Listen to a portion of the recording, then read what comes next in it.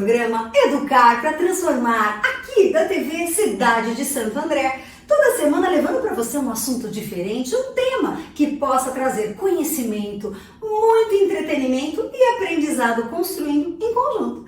Gente, estou muito contente, como sempre, toda semana um assunto que às vezes me inspira e às vezes é assunto que você pede para o meu programa para que a gente possa falar.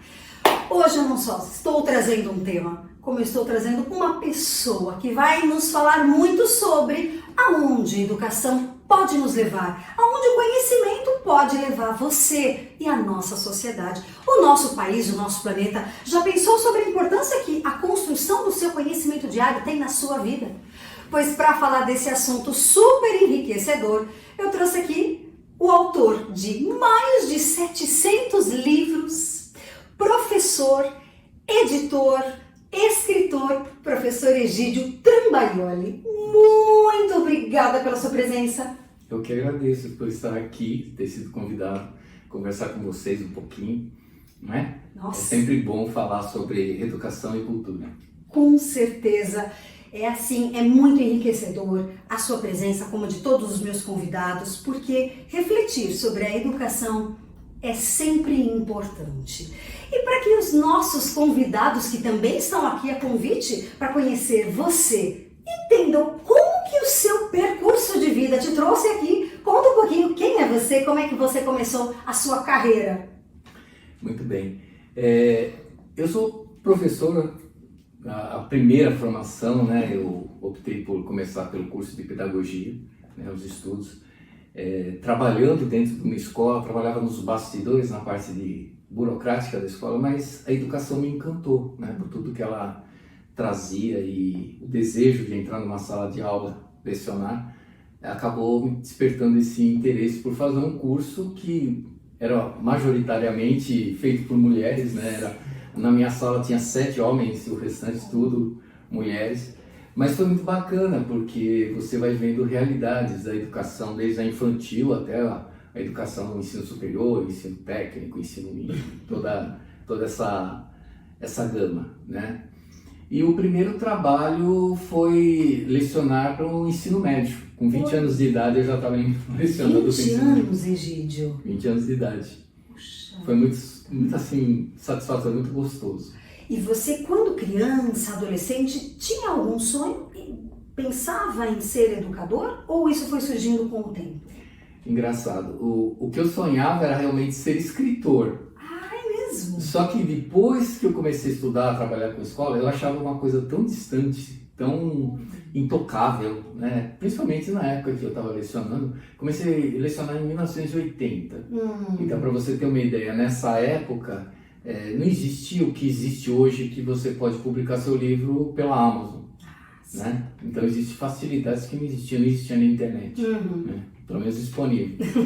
Então eu gostava de criar, eu sempre gostei, assim, essa é a minha fonte inspiradora, né? O trabalho de enxergar o mundo e ver como esse mundo pode ser interpretado de vários olhares. Nossa, Egídio, isso é muito bonito. Eu, como professora, sempre comento com o pessoal, né? A gente tem a obrigação de levar as crianças a colocar na escrita a imaginação, que muitas vezes é podada. Você teve algum incentivador dessa sua trajetória de escrita, de escritora? Alguém que falava para que você colocasse a sua produção escrita em prática? Ou isso foi só seu? Não, isso daí acabou, na época de criança, eu fazia redações, esses trabalhos de língua portuguesa eram sempre muito bons, muito elogiados, os professores gostavam, tudo falavam assim, você pode ser escritor, você é bem criativo, ou você pode fazer peça de teatro, que eu gostava de criar teatrinhos na escola, enfim, mas me parecia aquela coisa muito micro, nada de amplitude, né? Nada de mercado pudesse ser comercializado e avançar por fronteiras, que nem hoje publicações aí no exterior, né? Então, essa limitação que eu mesmo me impunha, né? E eu acho que isso tem um pouco da formação, porque a minha família, meu pai era pedreiro, né? Minha mãe, ela depois que ela casou, ela ficou doméstica, mas antes ela trabalhava numa indústria, em chão de fábrica. Puxa. Então, pessoas bem simples, em que eu vivi numa época em que era importante você ter pelo menos o ensino médio, né, o segundo grau. Sim, Né? sim. Hoje em dia, é importante você ter pelo menos uma pós-graduação, Sim. entendeu? Então, são tempos diferentes. Então, a perspectiva que a gente tinha de formação, de crescimento de vida, era uma coisa um pouco limitada, né? Tanto que quando eu era criança eu achava assim, eu tinha que escolher entre ser pedreiro, entre ser azulejista, encanador, eletricista, tudo que eu via no trabalho do meu pai. Que estava no seu meio. Era o meu meio, era o meu meio. E a família, né? Era uma família que o meu avô tinha sido pedreiro, o irmão do meu pai também pedreiro, então ficou sendo aquela coisa. E do lado da minha mãe, a minha avó era balconista, aliás, ela tinha uma loja, o meu tio era balconista, e eu acabei trabalhando como balconista. Então, assim, uma coisa muito sem perspectiva de crescimento. Talvez a escola? A escola foi o gatilho. Olha isso, gente. São coisas que faz com que, não só eu, tenho certeza que você também, faz a gente pensar a importância que a escola tem no ato de oportunizar. Quantas vezes a gente, e aí eu digo a gente como adolescente, criança, às vezes não valoriza. E eu tenho certeza que aqui assistindo ao nosso programa tem muita gente menor de 18 anos, eu tenho bastante aluno que assiste ao meu programa. Então, já parou para pensar a importância que a escola tem na sua vida? Quantas portinhas ela não mostrou que existiam? Porque às vezes eu falo com os alunos sobre as portas que a gente tem que abrir. E um aluno uma vez disse assim para mim, mas como é que eu posso abrir uma porta se eu nem sei que ela existe? E aí eu vi que eu deveria mostrar para ele as oportunidades que estão por aí. Que ele é capaz de aprender uma língua, que ele é capaz de escrever, que ele é capaz de ir adiante. E você, me parece uma prova viva disso, de que a escola foi capaz de mostrar que o meio onde você viveu foi super importante para fazer a sua criação. E que ele você não se limitou àquele espaço, e sim viu que existia um mundo a ser aí, passar os obstáculos e explorar, né? Conta um pouquinho pra gente. Então, essa questão da vontade de escrever sempre existiu, mas de repente você foi parar na escola. Sua primeira profissão dentro da escola não foi direto como professor, né? Primeiro eu trabalhei como assistente de secretaria, né? E eu ficava fechando nota, montando histórico escolar, fazendo certificado de conclusão, livro ata, preenchendo o livro ata, burocracia pura, né? Mas aquela coisa de ir tomando conhecimento dos bastidores da escola e se encantando com aquele organismo que tem as células, que são as salas de aula, e tem as organelas, que são os alunos, e tem o núcleo ali, que é o professor que está trabalhando, né? E isso permitiu um entendimento. E eu acho que a grande vantagem foi que eu sempre fui criativo, eu gostava sempre de criar, e até, não pense que eu era um nerdzinho, não, eu era capetinha na sala de aula, que você não tem ideia. É né? mesmo? Né? Mas é a coisa E eu sempre fui cerebral, de criar a bagunça e os outros levar a culpa. Olha só, terrível, né? Mas era a história de você enxergar o mundo, construir conceitos, ler o mundo. Ler o mundo. Isso é uma coisa que vem lá do meu pai e da minha mãe, porque eles sempre incentivaram a gente na escola, e uma coisa que era crucial. De domingo, a feira era de domingo, e aí eu ajudava a minha mãe a ir para a feira. Como prêmio final, pelo meu trabalho, ela comprava um gibi para mim. Gibi de segunda mão que era vendido no chão da feira, que custava 50 centavos, coisa desse tipo, né? E eu lia aquilo, relia e lia. E eu tenho isso até hoje, porque aquilo marcou muito a minha história. Para você ter uma ideia, e isso é uma coisa super legal, eu morei perto do Ayrton Senna. A avenida onde ele morava, e eu morava num outro extremo. Não o conheci, mas eu tenho um dos gibis que tem o nome dele, escrito letrinha de criança. Provavelmente foi o primeiro autógrafo do Ayrton Senna, eu brinco com ele. Nossa! Então, e foi uma coisa que eu achei no meio das coisas, porque Depois, assim, quando ele surgiu, eu já não dava tanta importância para os gibis. Mas eu tinha um carinho daqueles gibis. Né? E acabei encontrando ali no meio. Falei, não, meu Deus, olha o que tem aqui. Que barato. Egídio, você está trazendo para nós a importância do gibi, por exemplo, na entrada do seu mundo da leitura. Exato. Ele foi o gatilho. E a criatividade das histórias. Eu gostava muito de ler as histórias do Tio Patinhas, do Carl Banks, né? Que era uma riqueza incrível. Ele foi o melhor roteirista de quadrinhos que já teve na Disney. Olha só. Ele é referência, saiu uma coleção com as histórias dele. E naquela época o que saía dos gibis eram histórias dele. Então assim, eram super criativos. Então uma semana, um mês, né, que era mensal, né? O gibi era, a história acontecia no fundo do mar com as sereias, na outra era no Velho Oeste, na outra era no meio dos cangurus, então era uma riqueza cultural, por mais que fosse uma história fantasiosa, despertava ali. Então você lia, por exemplo, eu lembro de uma história que falava de wombat, que é um bicho natural lá da Austrália. Eu quis saber o que era o wombat, então o que eu fazia? Pegava e ia pesquisar. Olha o gatilho. Olha o gatilho. Olha a importância, né? Então, eu ia buscar informação e aquela informação me levava a querer outra informação a respeito, né? E isso que é o bacana. Quando você começa a ler um livro e aprofundar a leitura, você não pode nunca fazer uma leitura rasa de uma história. Perfeito. Porque uma leitura rasa, ela é algo assim que fica aquela mensagem como se alguém te contasse uma história, né? Não tem a margem para você filosofar, para você pensar a respeito. Então, o gostoso é isso. Sim. E eu tenho essa questão do cientista, né? Porque tanto que eu fiz a química, a bioquímica, eu sempre gostei desse lado científico, de fazer experimentos, não sei o quê. Então, o buscar o conhecimento é a base da ciência.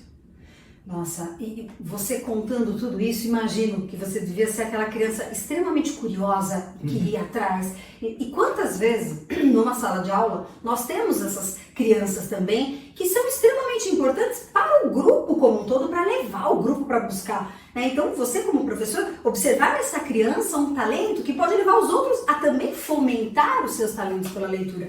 E uma coisa legal é como a sua mãe, humilde, ela conseguiu levar você para esse mundo com um gesto extremamente nobre de valorizar o seu empenho durante a semana como filho, como um bom rapaz, ajudando a mãe, dando um gibi. Que máximo isso! Que era uma coisa super baratinha, tudo, mas para mim tinha um valor tão grande, né? E eles nunca negaram, tanto meu pai e minha mãe, com toda a simplicidade que eles tinham, né? Eu lembro de uma vez que eles compraram um kit de ciências, de laboratório, que você montava uma série de experimentos, né? E eu ficava fazendo aquilo, às vezes ficava eu e meu irmão, tudo, né? A gente montava e cada vez que fazia, nossa, o dia que a gente montou um telégrafo foi uma coisa eufórica, né? E aí eu quis aprender, não foi aquela coisa de ficar, montei o telégrafo, faz tequi, tequi, tequi, tá ótimo. Não, eu quis aprender o código Morse e fazer trabalho conversar, brincar com o código Morse. Esse seu jeito super investigativo de ir atrás e do gosto pela ciência, pessoal, levou o Egídio, vocês não sabem aonde, a fazer um contato com a NASA. Não, vocês não ouviram errado não, com a NASA. Conta um pouco pra gente como é que foi isso, como que tudo começou, porque não só você buscou esse contato, como a NASA te respondeu. Conta um pouco pra gente como é que foi isso. Foi um trabalho bem interessante, porque quando eu estava lecionando, comecei aos 20 e em 83, e eu já estava com 23 a 24 anos de idade, a escola me convidou para ser assistente de direção. Super jovem, tanto que chegavam às vezes algumas mães e falavam assim, quero falar com o diretor da escola, pode falar com ele. Não pode ser. Eu quero falar com o diretor da escola, não, ele é assistente de direção. Não, ele se recusava, né? Incrível, mas fazer o quê, né? Mas ficou marcado, uma coisa super engraçada. Eu olhava o pessoal e falava, fazer o quê, né? Não tem muito jeito. E eu sempre fui essa coisa elétrica, né? 220, querendo pesquisar. E eu buscava formas diferentes de ensinar, né? Então eu fazia experiências. Eu normalmente ia dar aula de química no laboratório. Eu partia do fenômeno para levar o aluno ao entendimento. e não da teoria para levar ao final. Nossa, que demais! Olha o construtivismo aí, quem é fã do Piaget. Exatamente. E aí o bacana é que nessa passaram a incumbência de eu trabalhar a feira de ciências da escola. E eu decidi fazer uma feira cultural. Naquela época não se tinha feira cultural. Verdade. Né? Eu até digo, se alguém souber que em 1989 foi o ano, antes disso tinha feira cultural, me fala, porque eu acho que fui eu o criador. Porque depois começou todo mundo em volta, nas escolas em volta, a fazer feira cultural. Foi muito interessante. E aí foi a época, 89, quando a nave Voyager estava chegando em Netuno. Então tinha aquelas coisas na televisão que aparecia reportagem e tudo, né? E o pessoal tudo curioso, aquela coisa, imagens de Netuno, aquele azul lindo, descobrindo que tinha anéis, enfim. E quantas luas novas foram descobertas. Eu falei, eu vou fazer o seguinte, eu vou montar um plano para essa feira de ciências, acontecendo da história, desde Ícaro, quando o homem desejou voar, até a Voyager chegando em Netuno. Nossa. E eu montei o plano que a escola, em caracol, do pátio até o último andar, com todos os professores envolvidos, de todas as áreas, trabalhando com grupos dos alunos, com o tema da astronomia. E eu mandei para a NASA a carta, naquela época não existia internet, era carta, era correio. Né? E demorava. Demorava. Então eu montei, como foi uma coisa de planejamento do começo do ano, e a feira acontecia mais pro final, né? Montei. De repente, eu recebo, sem brincadeira, uma pilha desse tamanho, gente. Sem brincadeira. Ó, vou abaixar até um pouquinho assim, de livros, canos com pôsteres, adesivos, materiais de trabalho em escola, com atividades para o aluno desenvolver experimentos, uma série de coisas. Máximo. Eu peguei aquilo, distribuí para os professores e falei, vamos trabalhar com isso. Nossa. Aí o professor de inglês já trabalhava com o aluno na tradução do material, enfim, havia um envolvimento pleno, total. Imagina o embasamento da sua carta, explicando exatamente para que a NASA também desse essa atenção, sim, né? Sim. E respondesse. E o detalhe foi que esse trabalho não parou aí. Não. A NASA continuou me mandando material até, olha, foi 89, até 2003. Meu Deus! Depois, tudo que chega é via internet.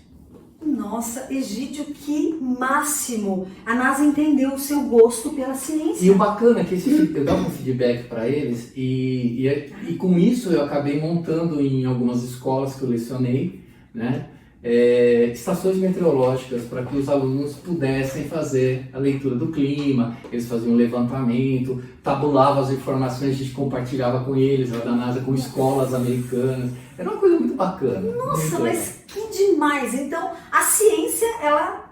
Uniu. Uniu. E você respirava essa ciência junto com a escola, né? Você levou todo mundo nisso. E uma dica que eu dou, hoje em dia com o advento da internet, a facilidade que a internet tem, Verdade. os professores podem, e seria uma ideia muito bacana, Verdade.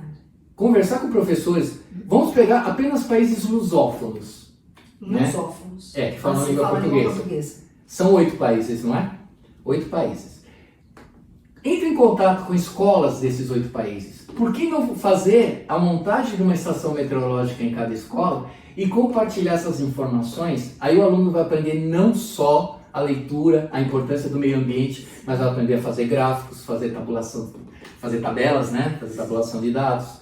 E também fazer interpretações de meio ambiente, geografia, enfim, dá para interagir interdisciplinarmente e fazer um trabalho macro de união entre escolas em vários países. Nossa, mas essa ideia é fantástica. Olha, gente, sinceramente... Fácil fazer isso, gente. Eu tava num caderninho, eu só não tô com um caderninho aqui perto, mas eu tô tendo... Porque isso é viver uma ideia na prática. Colocar, de fato, aqueles projetos que a gente muitas vezes pensa e nem sempre são da forma mais prática, que leva os alunos a sentir o objetivo, né? Não, você leva a escola inteira com essa ideia prática. Eu nunca tinha pensado nisso, sinceramente. E dá para fazer com várias áreas de estudo. Você pode fazer com português, com poemas, com compartilhar poemas de outras nações. Nós, até na minha editora agora, nós vamos lançar o livro de um poeta moçambicano. né? Muito bacana, chama Ernesto Muamba. E ele, esse livro, ele lançou, já está em vários países, e vai lançar agora com a gente aqui no Brasil. E é uma coisa que, assim, se é possível fazer com livro, por que não se pode fazer? A escola cria uma plataforma digital, que isso daí hoje em dia você faz até no blog, vai? Sim. O modelo do blog que já é antigo. Sim. Né? Você pode colocar poemas, o melhor poema da escola aqui do Brasil, do primeiro ano, do segundo, do terceiro, do quarto, enfim. Tem limite, né? E lá de Portugal, de Moçambique, de Angola, de Guiné, de Timor-Leste, entendeu? Dá para fazer uma amplitude, né? Agora, fica uma coisa bacana, porque esses alunos, inclusive, podem conversar. Sim! Eles podem interagir. Falarem a mesma língua. Falam a mesma língua. Nossa. E se tiver condições de fazer em inglês, já que a gente aprende o idioma inglês, por que não também? Por que não também? Nossa, tem muita coisa que dá para fazer pensando dessa forma. A educação precisa ser revolucionária. Precisa. Tá? Não adianta você chegar à tecnologia, trazer a tecnologia para o pessoal, traz aí o computador, o tablet, não sei o quê. Para quê? Para ficar aquela coisa limitadíssima a atividades arroz com feijão, né? Agora, a partir do momento que você interage, você cria abertura, que isso daí começa a criar tentáculos que se comunicam com outras nações. Então não é só pegar aquilo e ver como uma vitrine, é realmente interagir, é reconectar, é releitura de mundo. E isso permite você fazer um entendimento do problema global do clima, do problema global que você tem da política, do problema global que você tem aí, esses conflitos, né? Então, o mundo precisa entender a ser mundo. E para isso a primeira coisa que precisa acabar são fronteiras. Exatamente. A única forma que a gente tem de fazer isso, porque pela política, infelizmente, isso ainda vai se arrastar por muito tempo, é por meio da tecnologia. Então, a tecnologia não pode ser um limitador daquela coisa assim, olha que legal, a experiência de química, você vai juntar duas substâncias, aí vai fazer uma fumacinha. Olha o vídeo. Nossa, você falou tudo. Os alunos ainda acham, né, que a aula de química é a aula de química, a geografia é a geografia. Não, gavetas. É a mesma. Exato, em gavetas. E aí vem a ideia do projeto interdisciplinar, mas parece que fica só na ideia, não vai para a prática, né? E aí eu vejo muitas vezes os professores com certa dificuldade de casar. Na verdade, é um tema transversal e vamos trabalhar junto. Essa ideia que você... Até agora eu estou compreendendo, digerindo essa ideia, porque de fato é uma coisa fantástica. E o mundo tem que se conversar, tem que parar com essa coisa da fronteira que você colocou mesmo. Uma coisa que é legal, também queria que você colocasse para o pessoal entender, porque você, autor de mais de 700 livros, tem o primeiro, aquele que abriu aí. Quando que foi? Quantos anos você tinha quando você publicou o seu primeiro livro? Deixa eu só esclarecer uma coisa. Mais de 700 obras. Eu coloco obras porque é o seguinte, dentro desse universo tem livros, tem fascículos, que eu desenvolvi muitos projetos para Lego Education. Isso eu também quero. A gente vai falar depois da Lego. Exatamente. Né? Eu desenvolvi até histórias em quadrinhos, gibis. Eu fiz gibis, por exemplo, para Bridgestone, fábrica de pneus, né? Que é uma fábrica japonesa. Né? É japonesa. E eu criei esse trabalho de história em quadrinhos sobre segurança no trânsito, entendeu? Então, a amplitude de obras de criação, ela passa por vários pontos, né? Então tem coisas que às vezes eu crio para um país, eu crio com um projeto associado a um país. Tem muito trabalho de tecnologia, como a minha área é de ciência, de produtos desenvolvidos. Por exemplo, hoje mesmo eu fiz a apresentação de um produto que eu desenvolvi. Esse produto é de Israel e eu desenvolvi o material pedagógico dele. Então, são livros específicos de aplicação técnica. Então, quando fala livros, a pessoa já imagina tudo literatura, né? Tudo Harry Potter, né? E não é. É uma coisa vasta, é uma amplitude bem grande. Livro interdisciplinar, livro didático, livro paradidático, enfim, tem uma gama ampla. Se perguntasse hoje, por Egídio de 20 anos, que ele iria hoje ter escrito mais de 700 obras, criado, será que o Egídio já acreditaria nele? Você acha que você já tinha esse Olha, do jeito que eu era, eu ia dar simplesmente risada. Eu falava assim, ó, essa bola de cristal tá com um problema, né? Precisa trocar. Porque... Nossa, Egídio, conta pra gente quando foi a sua primeira publicação e o que me incentivou? Então, quando eu comecei a fazer esses trabalhos em editoras, eles pediram o desenvolvimento de projeto. E como eu era da área de química, e uma coisa que sempre me preocupou bastante foi a questão dos aditivos químicos nos alimentos. Tá? Porque eu tenho intolerância a alguns tipos de alimentos, se são industrializados eu não posso. E eu quis saber um pouco a respeito. Então, quando eu estava fazendo o projeto, eu pensei, bom, vamos falar sobre uma coisa que ninguém fala. Na época, você pegava a embalagem do produto, estava escrito assim, contém EP1, C3, E4, A2, e o que era isso? Né? Não dava para entender. E aí você tinha que buscar uma literatura específica para saber o que era de cada um. Aí você via, por exemplo, nos embutidos, né? Aí você via lá uma dessas sopinhas de letras, né? Nitritos. Nitritos, ele causa câncer. Nossa. Aí, assim, você estava consumindo, ainda tem isso, né? Infelizmente tem isso nos alimentos. Para não estragar o alimento, coloca esse tipo de substância que é prejudicial à saúde. Então, existe limites que eles podem colocar no alimento, né? Então, vamos supor, você pode, vou dar um exemplo muito simples, né? Você pode fazer uma salada, mas põe uma gotinha de limão. Tá, agora, se você comer muita salada, quanto você vai estar consumindo de limão? Não existe um limite de quanto consumir. É verdade. Entendeu? Você tem um limite no alimento, mas não tem um limite de consumo.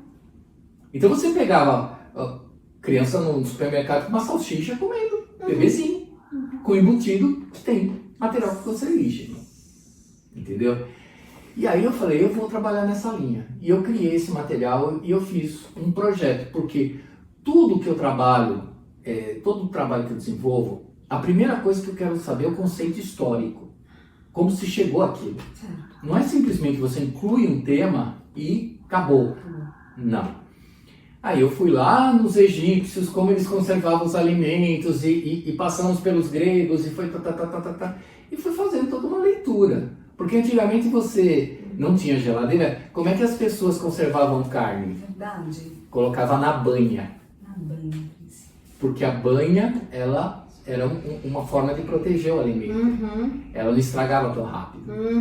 Né? Então não tinha geladeira, o recurso era a banha. Então o alimento era mais saudável, a carne era mais saudável. Né? Hoje em dia você tem a geladeira e tem essas coisas doidas. Né? E aí a gente vai descobrindo, fui descobrindo coisas, uma coisa curiosa. Sabe aquele Mentex, aquelas balinhas? Sim, sim. Sabe qual que é o recheio deles? O recheio do Mentex? Quando eu era criança eu usava aquela caixinha amarela, até lembro bem, não sei qual. A princípio acho que é hortelã. É o sabor. E não o recheio. Não vai no recheio. O que é aquele amarelinho que tem no meio? Oh, meu Deus. Eu vou facilitar, senão a gente vai perder tempo aqui. Goma arábica. Goma arábica? Cola.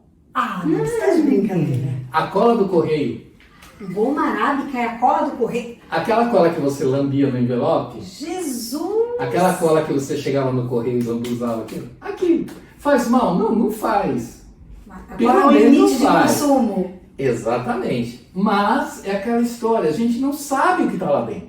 Não, a própria salsicha que você citou, você me desculpa, mas quando eu era criança, meus tios falavam que tinha jornal na salsicha. Enfim, só para dizer que... Tinha. Oh, meu Deus, eles estavam certos. Estavam certos, provavelmente viram no livro. Porque isso daí foi umas coisas que eu coloquei no livro. Pode ser. Pode ser. Que massa! E você foi pesquisar sobre vários alimentos? Fui pesquisar.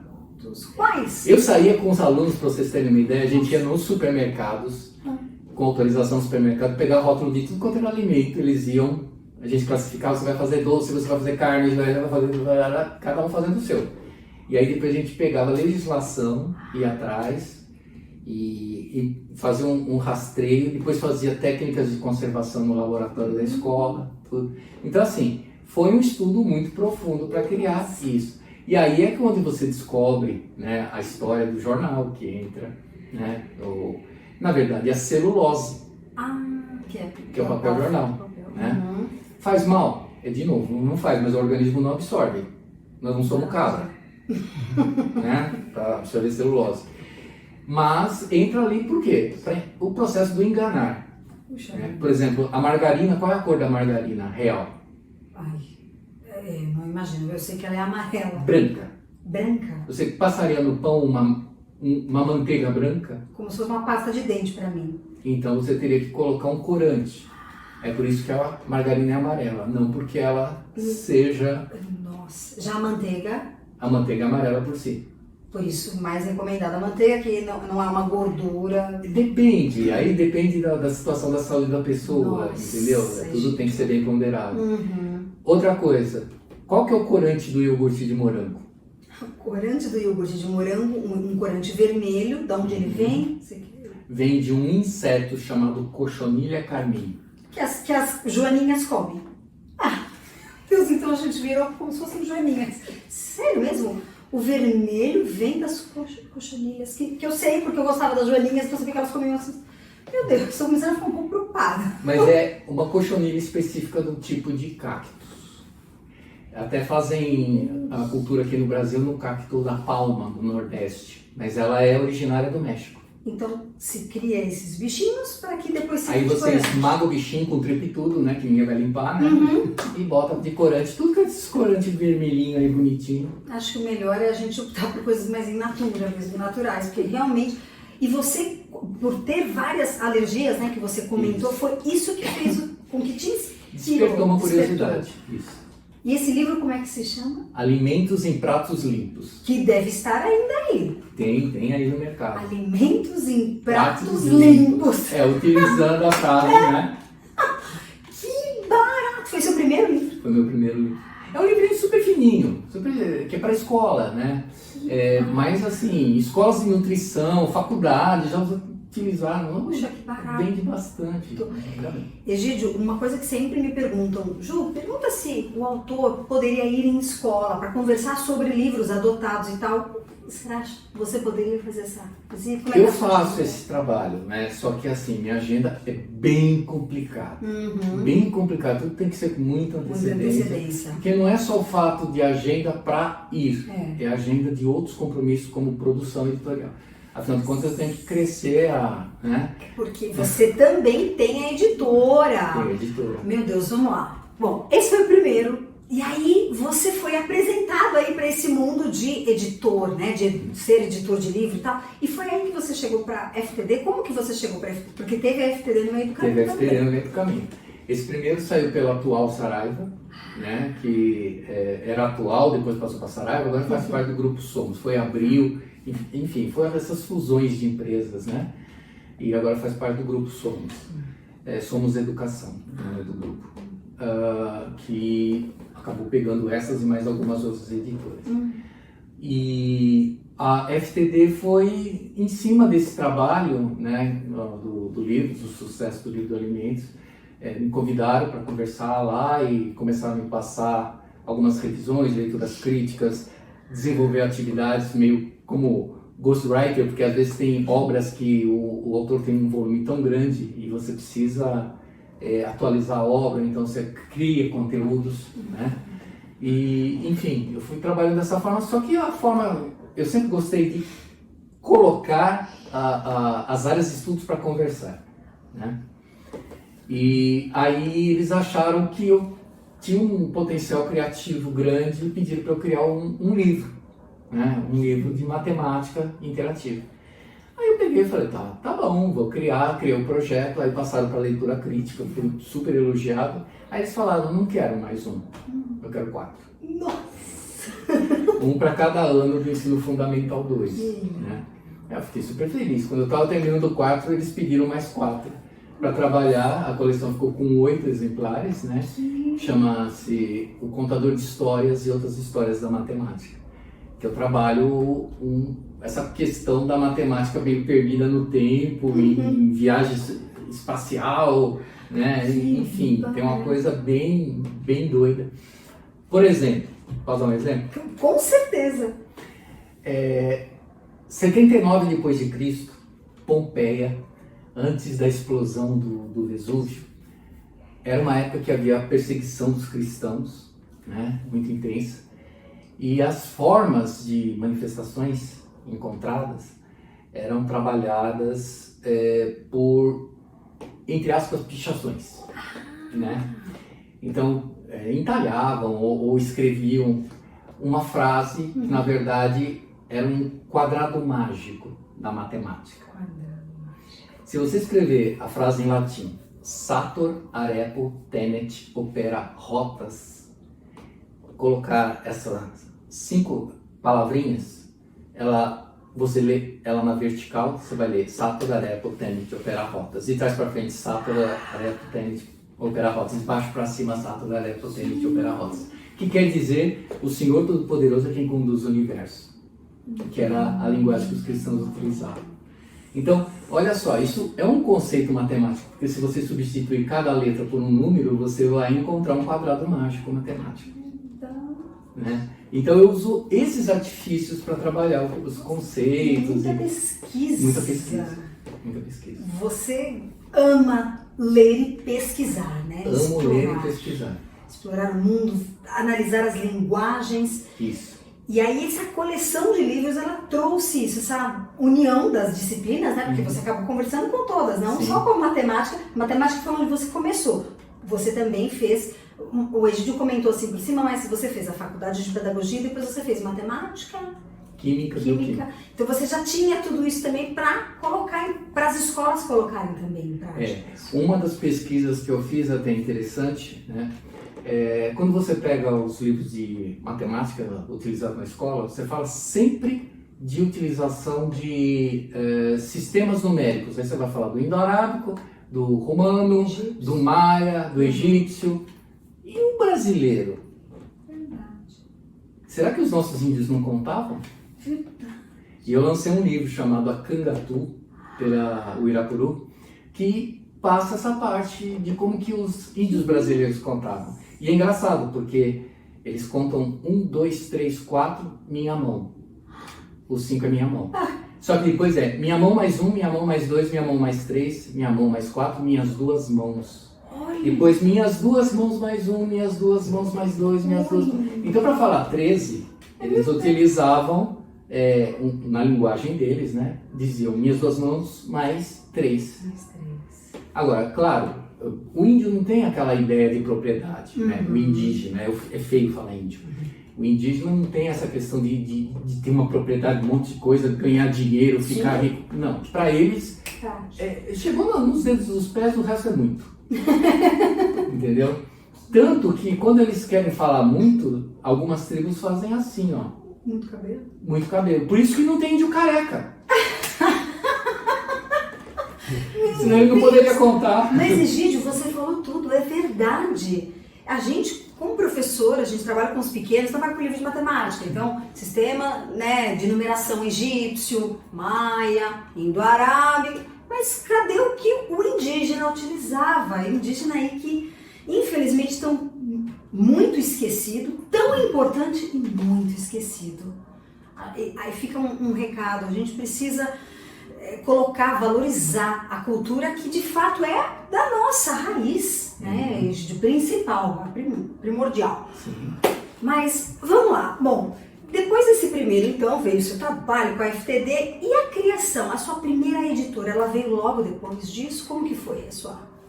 Aí eu acho que tem que entrar na Lego primeiro. A Lego, não podemos esquecer. Eu trabalhei em escola, eu trabalhava na época em que a gente colocou o projeto da Lego em prática.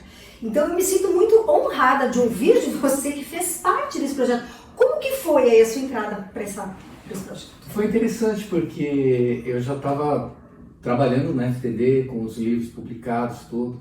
Eu continuava recebendo material da NASA e eu conheci o pessoal da Lego numa feira.